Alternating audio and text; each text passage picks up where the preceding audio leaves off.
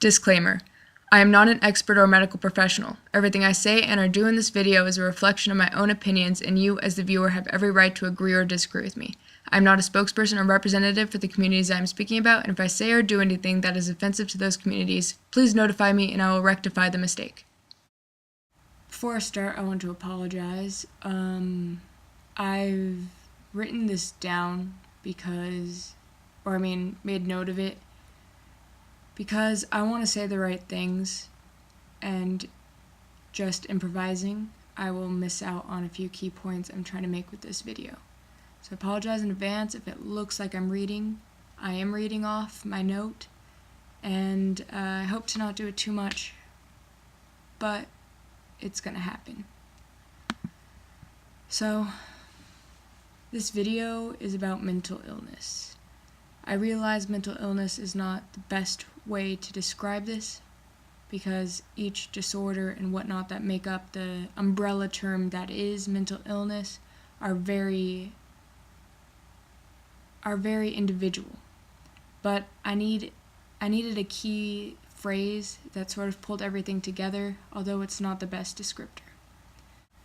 When uninformed people think of those with mental illness, they think of the criminals who plead insanity to avoid incarceration and garner the sympathies of the legal system. They think of the transient population, which is founded in truth.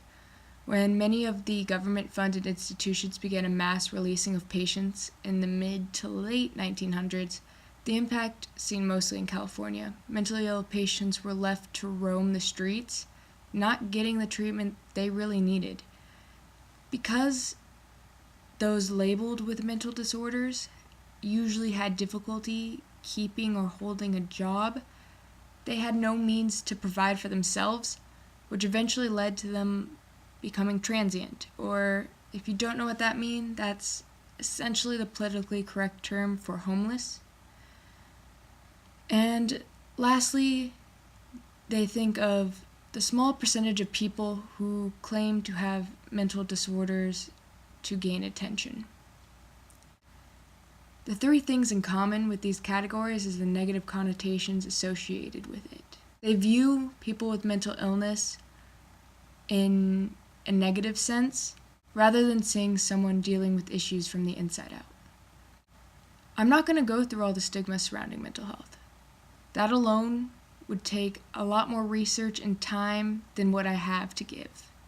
However, I will focus on one of those aspects: the dehumanization of those labeled with something outside the accepted societal norm. This norm is not tangible and is completely made up, but enforced by the uninformed or ignorant powers of society. What they do is label people.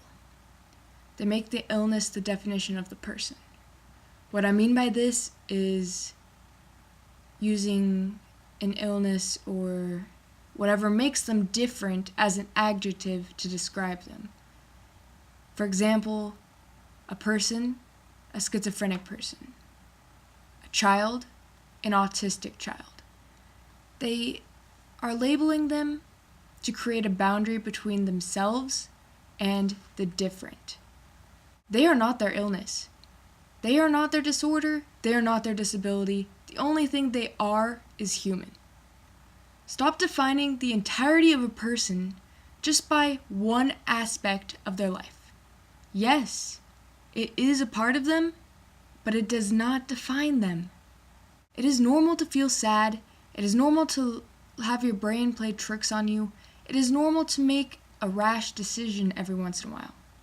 What isn't normal is when it becomes a common occurrence that starts to disrupt your daily life. Sometimes you need help. Sometimes you need medication, therapy, or even institutionalization, but that does not make you any less human. I've had family members contemplate taking their own lives. I've had friends attempt to take their own lives. I've had a friend succeed. Claiming mental illness is not real is like saying internal bleeding doesn't exist because you can't see it. You are not fighting an invader to your body. You are fighting yourself. This issue is important to me because members of my family have struggled with their mental health. My friends have or are currently struggling with their mental health, and I am struggling with my mental health. I've been on both sides, and I've lived both perspectives. The hardest part by far is sitting back and watching someone you know and care about fight themselves and being unable to do anything except just being there. The family member I'm closest to has severe bipolar disorder. When I was younger, I didn't understand, I couldn't understand, and it was hard for me to grasp. They would lash out at me for doing something minor, and then a few minutes later take me out to ice cream in an apologetic manner without any apologies being vocalized. Although their bad days were rough, their good days were fantastic.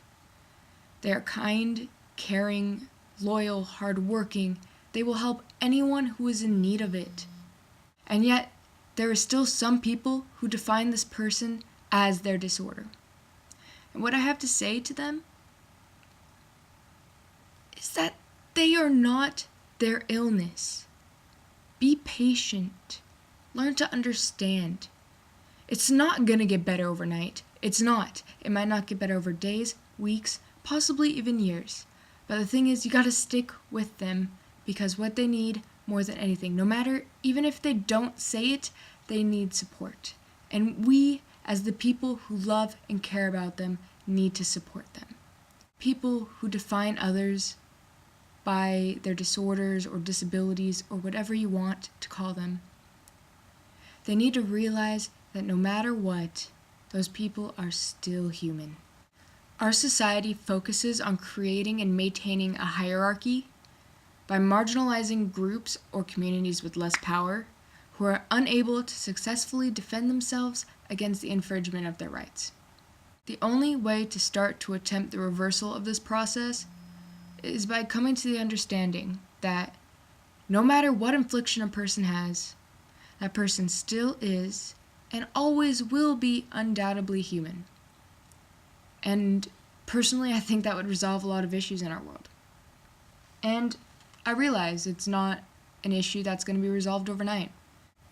What needs to eventually be done is for humanity to realize that we are not perfect beings. There is no such thing as a perfect being. And that's okay.